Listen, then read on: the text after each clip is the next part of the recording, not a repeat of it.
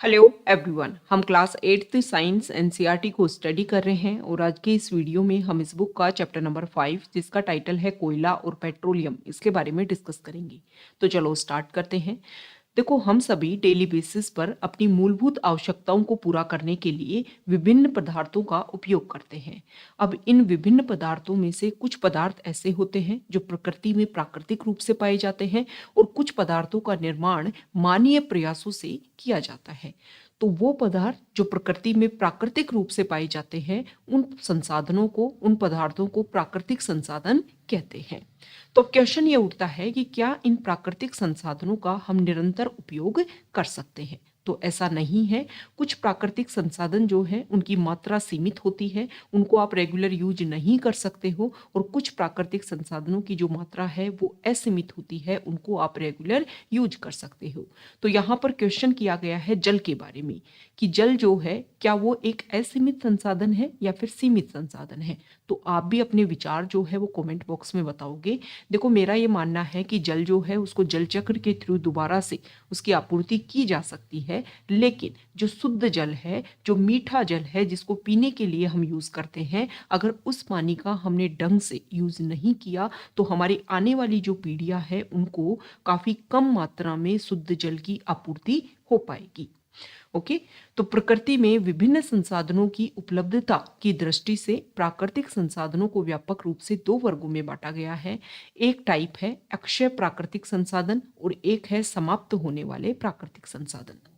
अक्षय प्राकृतिक संसाधन किनको बोलते हैं? तो वो संसाधन जो प्रकृति में असीमित मात्रा में उपस्थित हैं और मानवीय क्रियाकलापों से समाप्त होने वाले नहीं हैं। एग्जाम्पल में अगर हम देखें तो सूर्य का प्रकाश और वायु, इनका आप कितना भी उपयोग कर लो ये कभी भी खत्म नहीं होंगे। दूसरा टाइप है प्राकृतिक संसाधनों का समाप्त होने वाले प्राकृतिक संसाधन। तो प्रकृति में ये जो संसाधन है, ये जो स्रोत है, इनकी मात्रा काफी ज्यादा सीमित है और ये मानवीय क्रियाकलापों द्वारा समाप्त हो सकते हैं। ये इन संसाधनों के कुछ उदाहरण अगर हम देखें तो उनमें है वन, वन्यजीव, खनिज, कोयला, पेट्रोलियम, प्राकृतिक गैस आदि। ओके, तो इन संसाधनों को अब यहाँ पर एक एग्जाम्पल के थ्रू समझाया गया है कि आप इस तरीके से समझिए कि अभी हमने देखा ना कि प्राकृतिक संसाधनों का अगर हम ढंग से यूज नहीं करेंगे तो हमारी आने वाली पीढ़ियों को नुकसान उठाना पड़ेगा। आप इस तरीके से समझिए, यहाँ पर एक एग्जाम्पल दिया हुआ है जिसको हम इस तरीके से क्लियर कर देते हैं कि आप 3 कंटेनर लीजिए। 3 कंटेनर जो है इसमें मूंगफली, पीनट्स जो है, या फिर आप जो पॉपकॉर्न, ये सब कुछ इसमें भर दीजिए और फिर अपनी क्लास में जितने भी बच्चे हैं या आपके पास जितने भी बच्चे हैं उनका 7-7 का ग्रुप बना दीजिए। 7-7 जो है वो एक एक ग्रुप में आ जाएंगे, 7 कैंडिडेट। अब ये जो 7 है इनको भी सब ग्रुप में डिवाइड कर दो कि 1, 2 और 4। एक पर्सन का एक ग्रुप हो, फिर 2 लोगों का एक ग्रुप हो और 4 का एक ग्रुप हो। ये अलग सब डिवीजन कर दिया इन 7 लोगों को। सेम इसी तरीके से यहाँ पर कर दो। अब जो है ये जो पहले नंबर मतलब एक व्यक्ति का जो ग्रुप है, इसको आप मानो फर्स्ट जनरेशन। हमारी जो पीढ़ियाँ है ना, जैसे हमारी दादाजी की जो पीढ़ी है, ये जो है वो सेकंड जनरेशन और ये जो है थर्ड जनरेशन। इस तरीके से आप इनमें भी मानिए। अब जो पहली पीढ़ी है उसको आप बोलो कि मान लो ये प्राकृतिक संसाधन है, जो भी आपने पॉपकॉर्न, जो भी आपने यहाँ पर पीनट्स, ये सब कुछ भरे हैं, आपको यहाँ पर यूज करने हैं, इसको लेना है। तो फर्स्ट पीढ़ी जो है, ये एक व्यक्ति जो है वो अपनी मात्रा के अकॉर्डिंग लेकर के आएगा। हो सकता है लालची हो तो ज्यादा भर करके लेके आ जाए, मतलब सब्री ना हो। फिर दूसरी पीढ़ी जो है उसको लेने के लिए दीजिए। सेम इसी तरीके से इन ये जो ग्रुप है इनमें भी करने को बोलिए। अब यहाँ पर आप देखोगे कि कुछ कंटेनर में तो तीसरी पीढ़ी के लिए आपको पॉपकॉर्न या फिर जो पीनट्स आपने भरे थे वो बिल्कुल नहीं मिलेंगे, क्योंकि जो पहली और दूसरी पीढ़ी है वो बहुत लालची है। उन्होंने अपनी जरूरतों से ज्यादा इन चीजों को क्या कर लिया, एक्सट्रैक्ट कर लिया, निकाल लिया। ओके, और तीसरी पीढ़ी को उसका नुकसान उठाना पड़ेगा। लेकिन कुछ कंटेनर में आपको मिलेगा जो ये मानते हैं कि हमारे बाद में आने वाली पीढ़ी जो है उनको भी इनकी जरूरत होगी, तो क्यों ना उनके लिए भी हम बचा करके रख सकें। तो ये जो कंटेनर में जो चीज आपने भरी, इसको आप कंपैरिजन करो कोयले से, पेट्रोलियम पदार्थों से, प्राकृतिक गैस, इन सभी से। तो अगर हमारी पीढ़ी ने लालची होकर के इनका ज्यादा यूज कर लिया तो हमारे बाद आने वाली पीढ़ी जो है उसको तो नुकसान उठाना पड़ेगा। और फिर वो जो है एक तरीके से वो हर वहां पर जो भी है, जो भी बहुत सारी प्रॉब्लम जो है वो इसके लिए क्रिएट भी होंगी।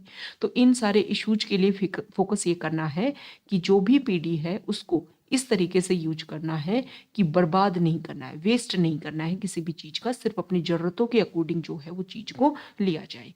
और देखो महान विद्वानों ने ये बात कही है कि इस प्रकृति में इतना सारा है, अगर कोई भी प्राणी अगर लालची ना हो तो सभी के लिए अनंत समय के लिए यहाँ पर जो चीज है वो उपलब्ध है और उसका यूज किया जा सकता है। बस इंसान को लालची नहीं होना है। तो हमने ये देखा है, एग्जाम्पल के थ्रू समझने की कोशिश की है कि किस तरीके से कोयला, पेट्रोलियम पदार्थ ये जो है प्राकृतिक गैस, ये समाप्त होने वाले प्राकृतिक संसाधन है। तो यहाँ पर यही बताया गया है कि अगर पहली पीढ़ी जो है वो बहुत लालची होगी तो आने वाली पीढ़ियों को प्राकृतिक संसाधनों के विषय में चिंतित होने की जरूरत है। तो इस चैप्टर में हम कोयला, प्राकृतिक गैस और पेट्रोलियम जो समाप्त होने वाले प्राकृतिक संसाधन है उसके बारे में डिस्कस करेंगे। ये सारे जो प्राकृतिक संसाधन है, कोयला, पेट्रोलियम और प्राकृतिक गैस, इनका निर्माण सजीव प्राणियों के मृत अवशेषों मतलब जीवाश्मों से होता है, अतः इनको जीवाश्मी ईंधन कहते हैं। तो सबसे पहले बात कर लेते हैं कोयला की। देखो कोयला जो है वो आपने देखा भी होगा और इसके बारे में सुना भी होगा। ये जो कोयला है पत्थर जैसा कठोर होता है और काले रंग का होता है। अब कोयले का उपयोग कहाँ कहाँ किया जाता है, तो खाना पकाने हेतु उपयोग आने वाले ईंधनों में जो है कोयला एक है। पहले कोयले का उपयोग जो रेल इंजन है उनको चलाने के लिए भाप बनाने में किया जाता था। इसके अलावा तापीय शक्ति संयंत्रों में विद्युत उत्पन्न करने के लिए भी कोयले का उपयोग किया जाता है। कोयले का उपयोग विभिन्न उद्योगों में ईंधन के रूप में भी किया जाता है। अब कोयला कैसे बना, इसकी कहानी भी हमें पता होनी चाहिए कि कोयला हमें कहाँ से प्राप्त होता है और ये कैसे बनता है। तो लगभग 300 मिलियन वर्ष पूर्व, मतलब 300 मिलियन वर्ष पहले की कहानी है। पृथ्वी के जो निचले हिस्से हैं, मतलब वो हिस्से जहाँ पर पानी की उपस्थिति थी और वहाँ पर बहुत सारे पेड़ थे, घने वन थे वहाँ पर, तो बाढ़ जैसे प्राकृतिक प्रक्रमों के कारण ये जो वन है वो मृदा के नीचे दब गए और फिर इनके ऊपर अधिक मृदा जम जाने के कारण ये धीरे धीरे संपीड़ित हो गई। और जैसे जैसे ये गहरे होते गए, गहराई में जाते गए, वैसे वैसे आप सभी को पता है कि पृथ्वी के अंदर जितना आप जाओगे तापमान जो है वो बढ़ता जाएगा। तो उच्च ताप और उच्च दाब पर पृथ्वी के भीतर मृत पेड़ पौधे और धीरे धीरे ये जो पेड़ पौधे हैं वो कोयले में परिवर्तित होते गए। कोयला जो है उसमें मुख्य रूप से क्या होता है, कार्बन होता है। मृत वनस्पति के धीमे प्रक्रम द्वारा कोयले में परिवर्तन को कार्बनीकरण कहते हैं।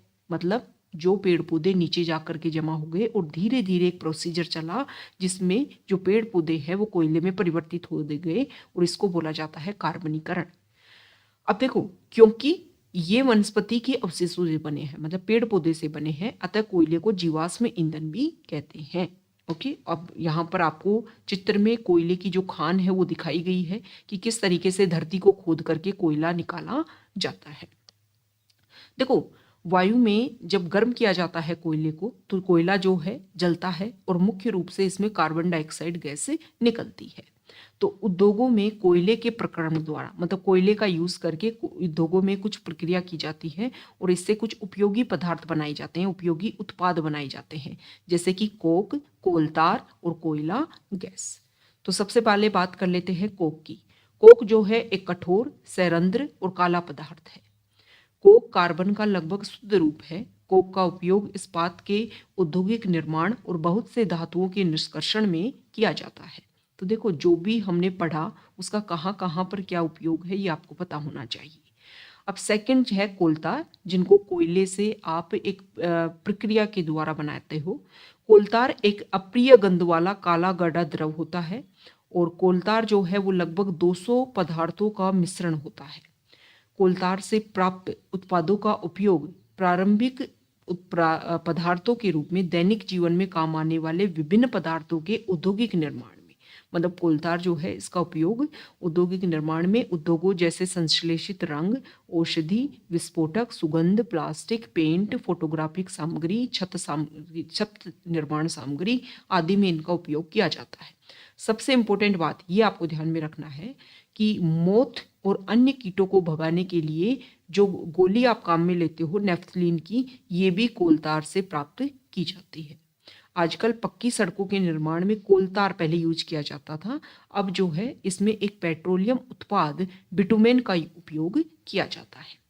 अब तीसरा पार्ट है कोयला गैस। तो जब फैक्ट्री में कोयले का प्रक्रमण किया जाता है, जब एक तरीके से यहाँ पर आप हमने देखा था ना कि जब कोयले का उद्योग में कोयले का प्रक्रमण किया जाता है तो कोयला गैस भी उसमें साथ साथ निकालती है। कोक जब हम बनाते हैं कोयले से तो कोयला गैस प्राप्त होती है। तो यह कोयला प्रक्रमण संयंत्रों के निकट स्थापित बहुत से उद्योगों में ईंधन के रूप में उपयोग की जाती है। मतलब जहां पर आपने कोयले से कोक आप बना रहे हो उसके आसपास बहुत छोटे छोटे उद्योग और स्थापित होंगे, तो इस कोयला गैस का उपयोग वहां पर जो है वो ईंधन के रूप में इन छोटे छोटे उद्योगों में किया जाता है। लंदन में 1810 में और न्यूयॉर्क में 1820 के आसपास कोयला गैस का उपयोग पहली बार सड़कों पर रोशनी के लिए किया गया था। आजकल लेकिन प्रेजेंट टाइम में अगर हम देखें तो इसका उपयोग ऊष्मा के स्रोत के रूप में जो है रोशनी के बजाय, मतलब रोशनी लाइट जलाने के लिए नहीं किया जाता है, ऊष्मा के स्रोत के रूप में इसका उपयोग किया जाता है। तो हमने बात कर ली कोयले की, कोयले से कौन कौन से उत्पाद बनाए जा सकते हैं उनके बारे में। अब हम बात करेंगे पेट्रोलियम के बारे में। तो देखो, जो हल्के स्वचालित वाहन होते हैं जैसे कि मोटरसाइकिल, स्कूटर और कार जो हैं, इनमें ईंधन के रूप में आप सभी पेट्रोल का उपयोग करते होंगे। और जो भारी मोटर वाहन है जैसे कि ट्रक, ट्रैक्टर, इन सभी में डीजल का उपयोग किया जाता है। तो ये ईंधन, जो ईंधन प्राकृतिक स्रोत से प्राप्त होते हैं, जिसे पेट्रोलियम कहते हैं। पेट्रोलियम शब्द की उत्पत्ति पेट्रा मतलब चट्टान और ओलियम मतलब तेल से हुई है। ये जो पेट्रोलियम जो पदार्थ होते हैं ये जमीन के नीचे की चट्टानों के मध्य से इनको निकाला जाता है। तो क्वेश्चन ये उठता है कि पेट्रोलियम जो है वो कैसे बनता है, पेट्रोल डीजल जो है वो कैसे बनता है। देखो, पेट्रोलियम का निर्माण समुद्र में रहने वाले जीवों से हुआ। समुद्र में जो जीव होते हैं उनसे इनका निर्माण होता है। जब ये जीव मृत हो जाते हैं तो इनका शरीर समुद्र के पेंदे में जाकर के जम जाता है और फिर रेत या मिट्टी की तहों द्वारा ढक दिया जाता है। मतलब जो भी समुद्र में जीव जंतु होते हैं जब वो मर जाते हैं तो समुद्र की तली पर जाकर के जमा हो जाते हैं।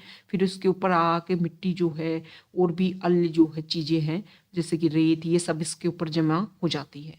लाखों वर्षों में, बहुत लंबे टाइम में वायु की अनुपस्थिति, उच्च ताप और उच्च दाब ने ये जो मृत जीव है इनको पेट्रोलियम और प्राकृतिक गैस में फिर वो परिवर्तित हो जाते हैं।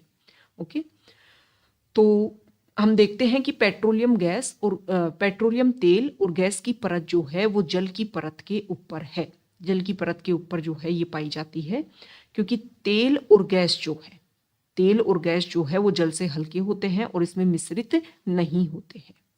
विश्व का पहला तेल का कुआं पेनिसिल्वेनिया अमेरिका में 1859 में प्रवेदित मतलब ड्रिल किया गया था और उसके 8 साल बाद 1867 में असम के माकुम नामक स्थान पर तेल का पता चला था। भारत में जो तेल जो है वो असम, गुजरात, बॉम्बे हाई और गोदावरी तथा कृष्णा नदियों के बेसिन में पाया जाता है।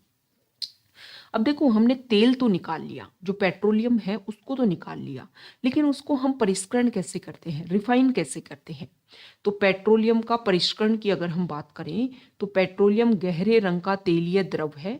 इसकी गंध अप्रिय होती है। यह विभिन्न संघटकों जैसे कि पेट्रोलियम गैस, पेट्रोल, डीजल, स्नेहक तेल, पैराफिन मोम आदि का मिश्रण होता है। पेट्रोलियम के विभिन्न संघटकों, प्रभाजों, ओके, मतलब पेट्रोलियम के जो विभिन्न पार्ट होते हैं उन सब को पृथक करने का काम जो है वो परिष्करण कहलाता है, मतलब रिफाइन करना कहलाता है। और ये काम होता है पेट्रोलियम परिष्करणी में। मतलब जो कच्चा तेल है उसको लाया जाता है और फिर इस तरीके की रिफाइनरी होती है, वहां पर इसको क्लीन किया जाता है, अलग अलग पार्ट में बांटा जाता है। देखो, पेट्रोलियम और प्राकृतिक गैस से अनेक उपयोगी पदार्थ जो हैं वो प्राप्त किए जाते हैं और जो पदार्थ प्राप्त किए जाते हैं उनको बोलते हैं पेट्रो रसायन। इनका उपयोग, ये जो पेट्रो रसायन है इनका उपयोग अपमार्जक बनाने में, रेसे जैसे कि पॉलिएस्टर, नाइनोल, एक्रिलिक, इसके बारे में हम पहले भी इस बुक का जो चैप्टर है उसमें पढ़ चुके हैं। चैप्टर नंबर 3 था शायद, जिसमें हम पढ़ चुके हैं इन रेशों के बारे में, संश्लेषित रेशों के बारे में। संश्लेषित रेसे और प्लास्टिक चैप्टर का टाइटल है, उसमें हम इनके बारे में पढ़ चुके हैं। और हमने वहाँ पर पेट्रो रसायन के बारे में भी पढ़ा था कि जिनसे ये पदार्थ जो हैं वो बनाए जाते हैं। इसके अलावा जो पेट्रो रसायन है इनका उपयोग पॉलीथीन, अन्य मानव निर्मित प्लास्टिक आदि के औद्योगिक निर्माण में किया जाता है। प्राकृतिक गैस से प्राप्त हाइड्रोजन गैस का उपयोग उर्वरकों मतलब यूरिया के उत्पादन हेतु किया जाता है।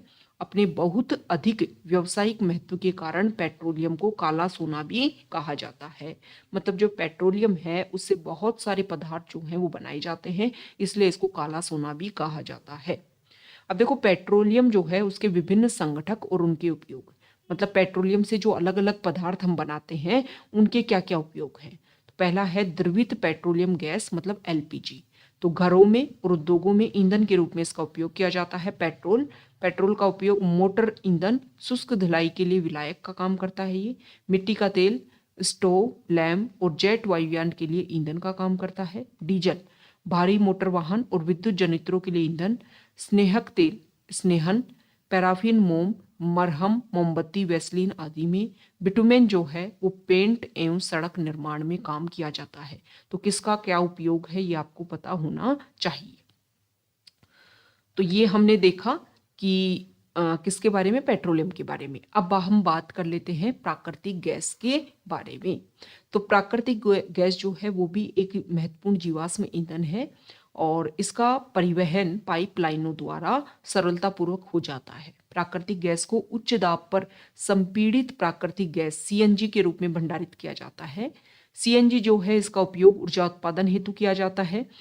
अब इसका उपयोग जो है परिवहन वाहनों में ईंधन के रूप में भी किया जा रहा है, क्योंकि देखो सीएनजी की जो गाड़ियां हैं उनके ऊपर फोकस किया जाता है क्योंकि इससे प्रदूषण कम होता है। एक स्वच्छ ईंधन है सीएनजी।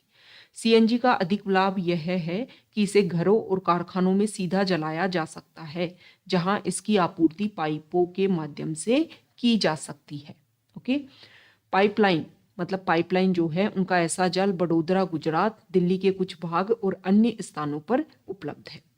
प्राकृतिक गैस का उपयोग प्रारंभिक पदार्थ के रूप में बहुत से रसायनों और उर्वरकों के औद्योगिक निर्माण में किया जाता है। मतलब प्राकृतिक गैस का उपयोग सिर्फ जो है ईंधन के रूप में ऐसे नहीं किया जाता है, इसके अलावा रसायन और उर्वरकों के औद्योगिक निर्माण में भी इसका उपयोग किया जाता है। भारत में प्राकृतिक गैस के विशाल भंडार हैं। हमारे देश में प्राकृतिक गैस त्रिपुरा, राजस्थान, महाराष्ट्र और कृष्णा गोदावरी डेल्टा में पाई जाती है। तो यहाँ पर एक इम्पोर्टेंट क्वेश्चन किया गया है कि देखो हमने देखा कि मिट्टी में बहुत लंबे समय तक जीवाश्म में जो जीव जंतु हैं, पेड़ पौधे हैं, इनके अवशेष दबे रहते हैं। तो एक लंबी प्रक्रिया के द्वारा ये कोयले में, पेट्रोलियम गैस में, प्राकृतिक गैस में परिवर्तित हो जाते हैं। तो क्या हम प्रयोगशाला में भी मृत जीवों से कोयला, पेट्रोलियम और प्राकृतिक गैस बना सकते हैं?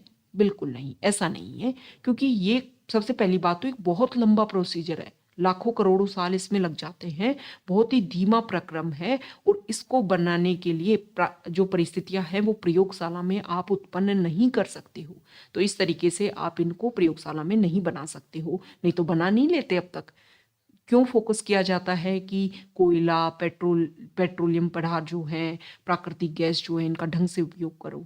अगर ये बन सकते प्रयोगशाला में तो अब तक तो बना लिए जाते। ओके, और फिर जो है इसके ऊपर फोकस ही नहीं किया जाता कि सीमित संसाधन है उनको आप बचा करके रखिए। तो यहाँ पर बताया गया है कि कुछ प्राकृतिक संसाधन जो है वो सीमित है। इस चैप्टर के स्टार्टिंग में हमने पढ़ा कि प्राकृतिक संसाधन जैसे कि जीवाश्म ईंधन, वन, खनिज आदि समाप्त होने वाले होते हैं, मतलब ज़्यादा यूज़ कर लिया तो खत्म हो जाएंगे।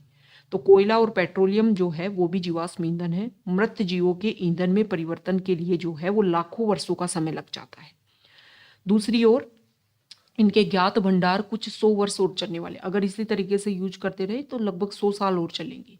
इसके अतिरिक्त इन ईंधनों का जलना जो है वो वायु प्रदूषण का प्रमुख कारण है। इनके जलने से वायु प्रदूषण सबसे ज्यादा होता है और साथ ही साथ में इसकी वजह से क्या होता है, विश्व उष्णन होता है, मतलब ग्लोबल वार्मिंग होती है। अतः यह आवश्यक है कि हम इन ईंधनों का उपयोग तभी करें जब नितांत आवश्यक हो, जब जरूरी हो तभी इसका उपयोग करें।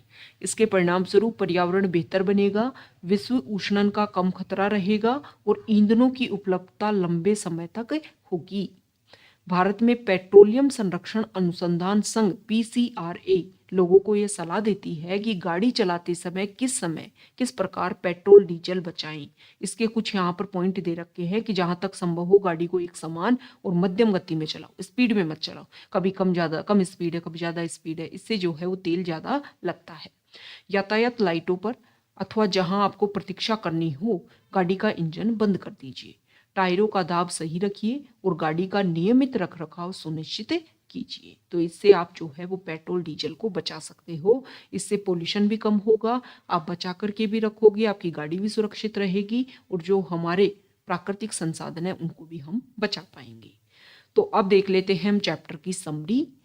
तो चैप्टर में हमने ये सीखा कि कोयला, पेट्रोलियम और प्राकृतिक गैस जीवाश्म ईंधन है। जीवाश्म ईंधन का निर्माण सजीवों के मृत अवशेषों से लाखों वर्ष पूर्व हुआ था। मतलब बहुत लाखों साल पहले जो भी सजीव हैं वो मरे, उनको एक तरीके से लंबा टाइम लगा उच्च दाब में, वायु की अनुपस्थिति में ये जो है वो किस में परिवर्तित हो गए, जीवाश्म ईंधन में। जीवाश्म ईंधन समाप्त होने वाला संसाधन है। कोक, कोलतार और कोयला गैस कोयले के प्राप्त उत्पाद है। पेट्रोलियम के परिष्करण से पेट्रोलियम गैस, पेट्रोल, डीजल, मिट्टी का तेल, पैराफिन, मोम, स्नेहक तेल आदि प्राप्त होते हैं। कोयला और पेट्रोलियम के संसाधन सीमित हैं, तो हमें इनका न्यायोचित इनका उपयोग करना चाहिए। तो ये हमने चैप्टर कर लिया है 5th नंबर का कंप्लीट, और जो भी इंपॉर्टेंट पॉइंट्स हैं उन सभी को हमने यहाँ पर किया है कंप्लीट। अगर आप यहाँ तक आए हैं, वीडियो आपको अच्छा लगा है तो प्लीज़ वीडियो को लाइक कर दीजिए, शेयर कर दीजिए और चैनल को सब्सक्राइब कर दीजिए। Okay, thank you.